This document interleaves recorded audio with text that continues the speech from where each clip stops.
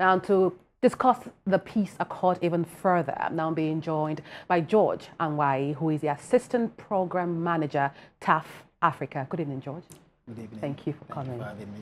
Now, George, the head of the National Peace Committee, the Secretariat, noted that the 2027 Peace Accord is linked to the 1999 Constitution.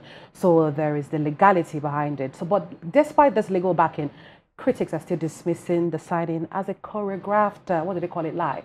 Where do you stand on that? Yeah, in as much as, of course, the peace accord signed by the candidates looks like a symbolic kind of a thing, because, of course, I know people who argue on that basis will say, well, how can they enforce, how can they ensure that this is enforced? But I think since the peace accord came to be, it's really been, I mean, it started with the 2015 election, and of course, we saw the impact that had,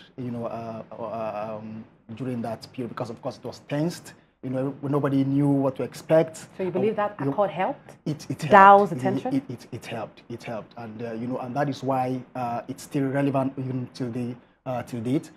So we can't dismiss that. We can't say no. The peace accord doesn't have any value. It's adding, but at least it is, calling out politicians and calling the attention of politicians to the responsibilities that is on them, which of course we have the Constitution, we have the Electoral Act, and we have the guidelines,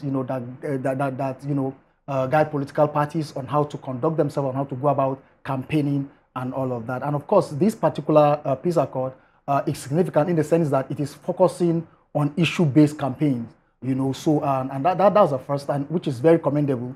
That we should focus on issues instead of personal attacks, instead of violence, instead of misinformation. With the advent of AI, people do a lot of things, using AI, to misinform, disinform, the public.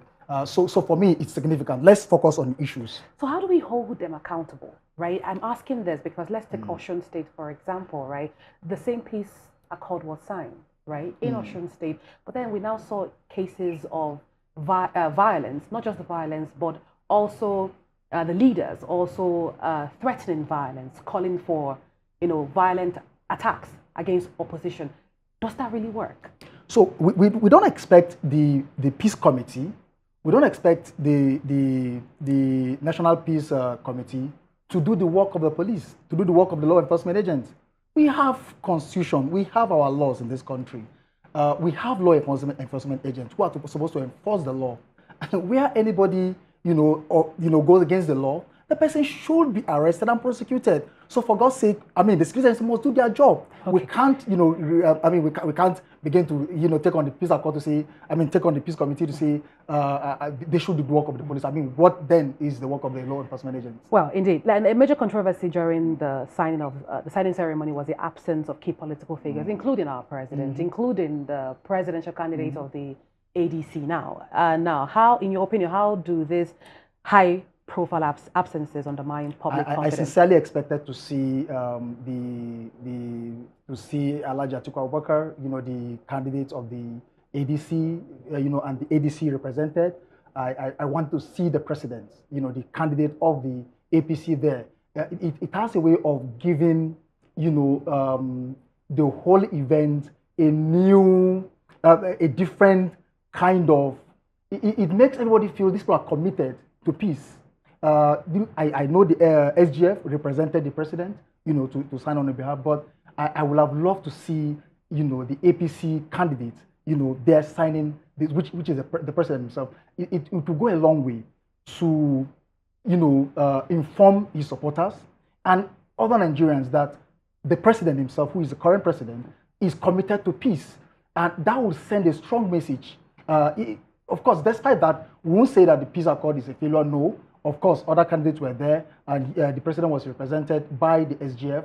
But I would have loved to see where the president himself is there. And Atiku Abubakar is a strong contender in this election. Having people like that will make the whole thing complete. Absolutely. We'll see how it all plays out. But thank you so much for taking out time. George Anwayi, the Assistant Program Manager, TAF Africa. Thank you for having me. Thank you again. Thank you.